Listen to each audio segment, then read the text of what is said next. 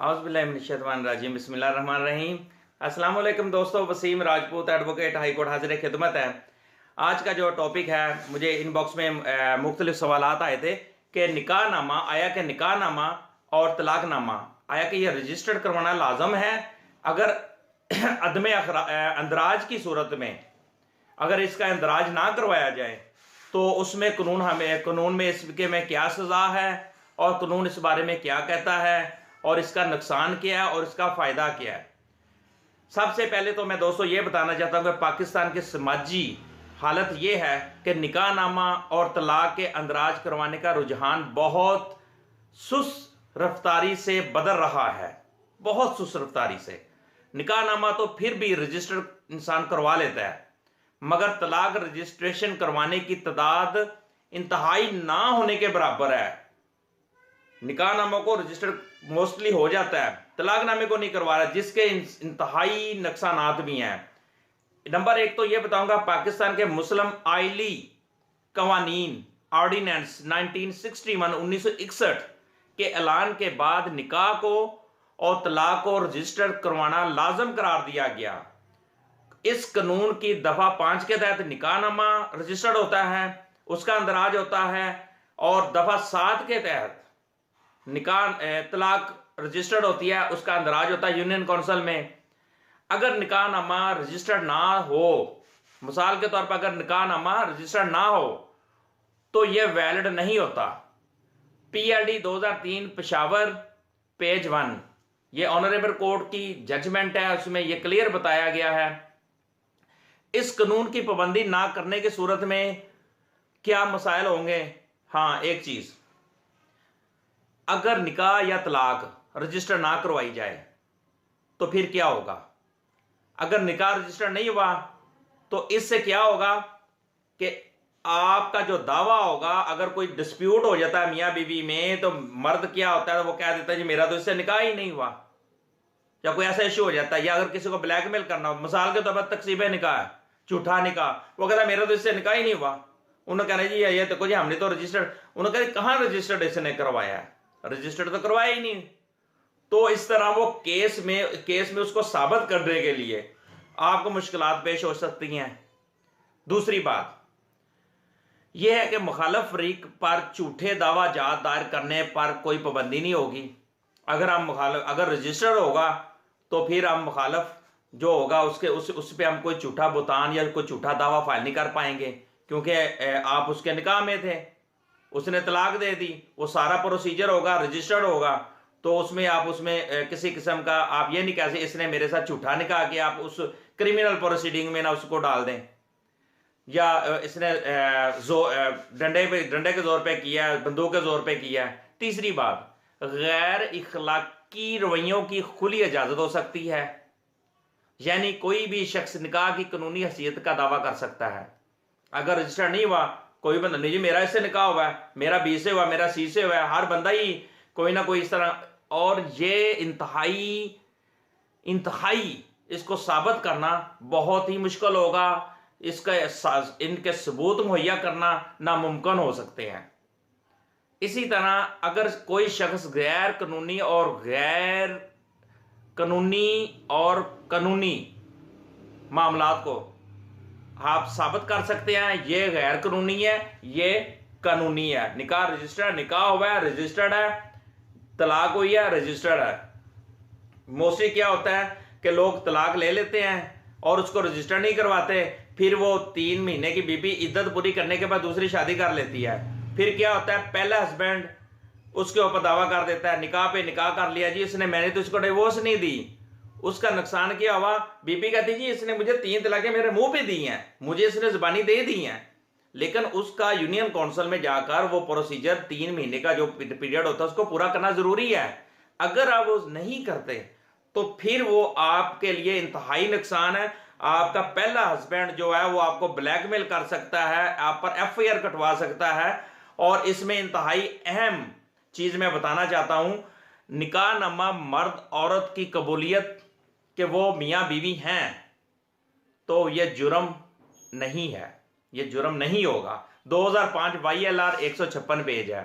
और एक चीज मैं बताऊं ये मुल्तान हाई कोर्ट का बेंच का फैसला था कि मर्द ने तलाक दे दी, बीबी ने दूसरी शादी कर ली, पहले मर्द ने उस पर एफआईआर कटवा दी। तो क्या हुआ, ऑनरेबल कोर्ट ने यह कहा कि इसने, बीबी ने जब शादी की थी दूसरे मर्द से, तो निकाह पे निकाह हुआ, एफआईआर होगी। तो इसने, जब इसने बीबी ने साथ तलाक, बीबी कहती जी मेरे हस्बैंड ने तलाक दे दी थी, मैंने इद्दत पूरी करने पर शादी कर ली थी, लेकिन ऑनरेबल कोर्ट ने यह कहा कि आपने यूनियन काउंसिल में तलाकनामा, जो तलाक मौसर सर्टिफिकेट वसूल किया था, तो वो उस वक्त बीबी ने नहीं किया था, बीबी को पता ही नहीं था इस चीज का कि वो मौसर सर्टिफिकेट भी लेना होता है कि दूसरी शादी करने के लिए। और मर्द की इस वजह से ऑनरेबल हाई कोर्ट ने जमानत मनसूख कर दी, जमानत खारिज कर दी, और उसका जो दूसरा हस्बैंड था उसको जेल में जाना पड़ा। तो ये इंतहाई अहम पॉइंट मैंने बताया है। तो लिहाजा इस तरह आपको वो मर्द जो है आपको ब्लैकमेल कर सकता है, आपको इलीगल हरासा कर सकता है अगर आप तलाकनामा यूनियन काउंसिल से मौसर सर्टिफिकेट वसूल नहीं करते, अंदराज नहीं करते। अगर आप निकाहनामा या तलाकनामा, तलाक की सूरत में तलाक, निकाह की सूरत में निकाहनामा, अगर आप यूनियन काउंसिल में जमा नहीं करवाते, अंदराज नहीं करवाते, रजिस्टर्ड नहीं करवाते, तो आपको इसकी सजा भी हो सकती है, कानून इसमें आपको सजा भी दे सकता है। इंतहाई अहम टॉपिक में पॉइंट जो मैं बताने लगा हूं, अगर एक बीबी अगवा हो जाती है, अगवा कनीदा जो होता है, झूठी गवाही निकाहनामा में जिसका इंदराज हो, पेश करके अगवा के जुर्म में सजा से बच सकता है।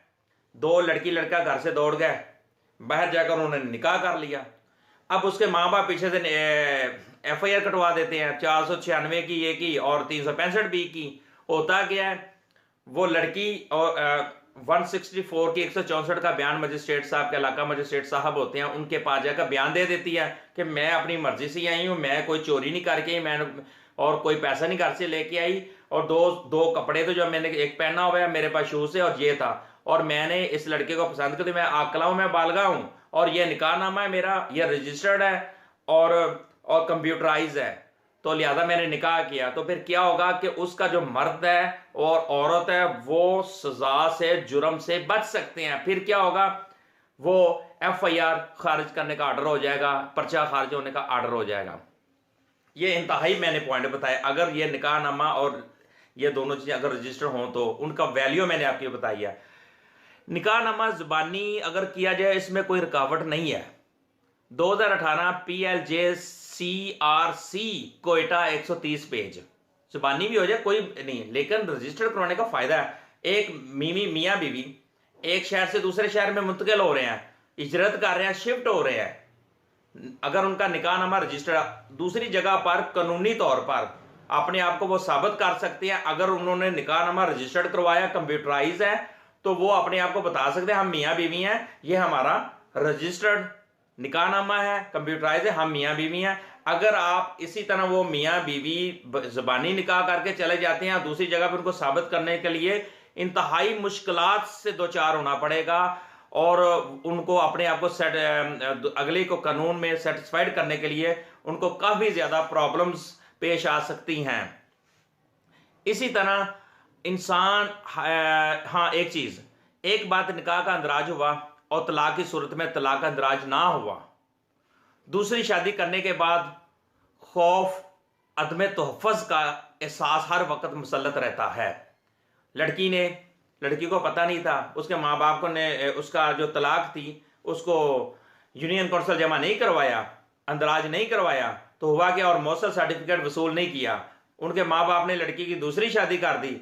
बाद में क्या हुआ, पहले हस्बैंड को पता चला इन्होंने ये कोई चक्कर नहीं चलाया हुआ, और उसने अपने कुछ जो गुस्से थे, गुस्सा निकालने की गर्ज से अपनी नफरत को ज्यादा बढ़ाने की नीयत से उसने उनसे बदला लेने से लड़की को ब्लैकमेल करना शुरू कर दिया, उन पर उन्हें इलीगली हरासा करना शुरू कर दिया, उनके ऊपर एफआईआर कटवा दी।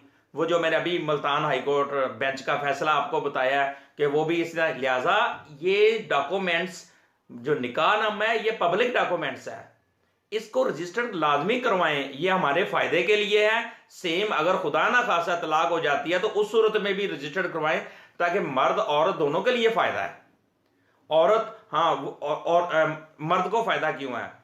मर्द औरत को तलाक दे देता है। मुझसे ये पिछले दिनों बाहर से किसी दोस्त ने मुझे कॉल की, जी मैंने तो अपनी बीवी को तलाक नहीं दी, सॉरी मैंने अपनी बीवी को तलाक दे दी, तो मैंने उधर से सऊदीया से या बाहर से इंग्लैंड से या बाहर अब्रॉड से मैंने डिवोर्स बजरिया कोरियर भिजवा दी, बजरिया एम्बेसी भिजवा दी, लेकिन उस बीबी ने मेरे ऊपर केस कर दिया सामान जेज का और खर्चे का। तो अब वकील साहब मुझे बताएं मैं क्या करूं? बात यही है, जब आपने ये किया और सीधा यूनियन काउंसिल में उसको, अगर आपका एक बंदा पाकिस्तान में होना चाहिए था, जो आपका वो जो वीजा एम्बेसी आई उसको यूनियन काउंसिल में जमा करवाएं। जमा करवाने के बाद उसका वो जो 3 महीने का प्रोसीजर होता है वो कंप्लीट होने के बाद वो मोसर सर्टिफिकेट की कॉपी आप भी उनसे ले सकते हैं, मर्द भी ले सकता है, औरत भी ले सकती है। अब उस बीबी ने केस किया, अब आप अदालत को कहेंगे मैंने तो इसको तलाक दे दी थी। अब अदालत को आपने सेटिस्फाइड करना है, कैसे दी, कहां पे डॉक्यूमेंट्स वेरीफाई करें? फिर अदालत से कहा पूछा जाएगा आपने यूनियन काउंसिल में दी थी? नहीं जी वो पता नहीं जी, वो ये था वो था, आप साबित नहीं कर पाएंगे और मुश्किल में आ जाएंगे, और वहां पर वो बेबी आपसे बेनिफिट ले जाएगी, आपसे फायदा ले जाएगी। इसी तरह उल्टा है, अगर औरत करेगी, अगर मर्द करता है इस तरह, तो फिर औरत ब्लैकमेल हो सकती है। लिहाजा इन दोनों का इस जो है मुस्लिम आइली कवानीन ऑर्डिनेंस 1961 के तहत इन दोनों डॉक्यूमेंट्स का पब्लिक डॉक्यूमेंट्स हैं और इनका अंदराज होना ज़रूरी है, रजिस्टर्ड होना इंतहाई अहम ज़रूरी है। और दोस्तों मेरे लेक्चर को आप सब्सक्राइब सुनते हैं और अगर पसंद आए तो इसको शेयर करें, ताकि मज़ीद मेरे कई पाकिस्तान मेरे बहन भाई हैं, आम आवाम हैं, लोग हैं जिनको कानून से आगाही नहीं है, लिहाजा कानून से आगाही होनी चाहिए। लिहाजा इसलिए मैं ये एक वेलफेयर का काम कर रहा हूँ। आप प्लीज़ मेरे चैनल को भी सब्सक्राइब करें ताकि मज़ीद आने वाली आपको लीगल इंफॉर्मेशन, कानून की आगाही आप तक पहुँचती रहे।